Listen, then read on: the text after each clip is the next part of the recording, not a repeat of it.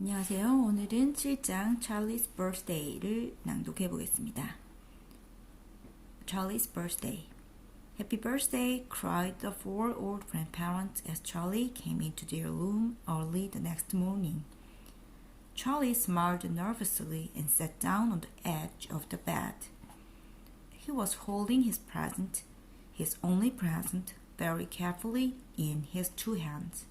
Wonka's, Whipple's, Scrumpulous, furthermore, delight, it said on the wrapper. The four old people, two at either end of the bed, propped themselves up on their pillows and stared with anxious eyes at the candy bar in Charlie's hand. Mr. and Mrs. Burkett came in and stood at the foot of the bed, watching Charlie. The room became silent. Everybody was waiting now for Charlie to start opening his present. Charlie looked down at the candy bar. He ran his fingers slowly back and forth along the length of it, stroking it lovingly, and the shiny paper wrapper made really sharp crackling noises in the quiet room. Then Mrs. Burkett said gently, "You mustn't be disappointed, my darling, if you don't find what you're looking for underneath that paper wrapper. You really can't expect to be as lucky as all that."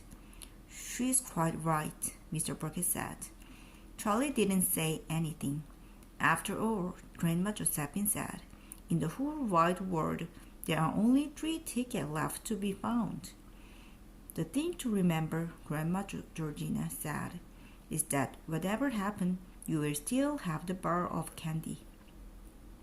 "Wonka's Whipple Scrumple's Furthermellow Delight," cried Grandpa George.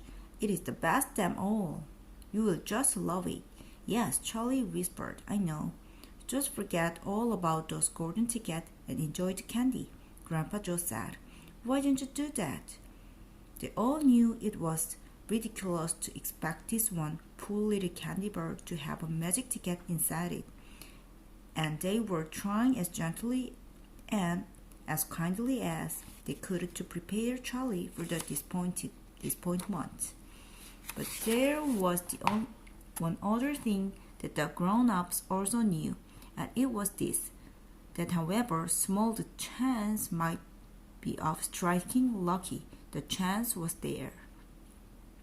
The chance had to be there. This particular candy bar had as much chance as any other of having a golden ticket.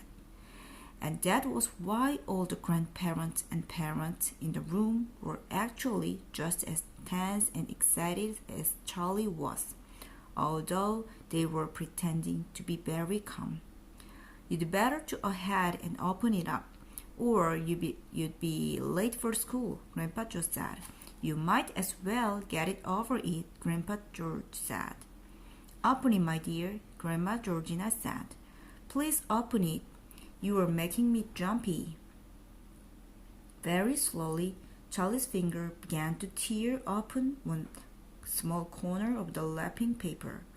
The old people in the bed all leaned forward, craning their scratchy necks.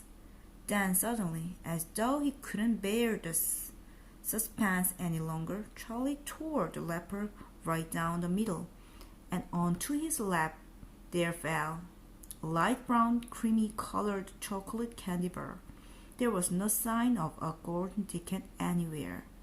"Well, that's that," said Grandpa Joe brightly. "It's just what we expected."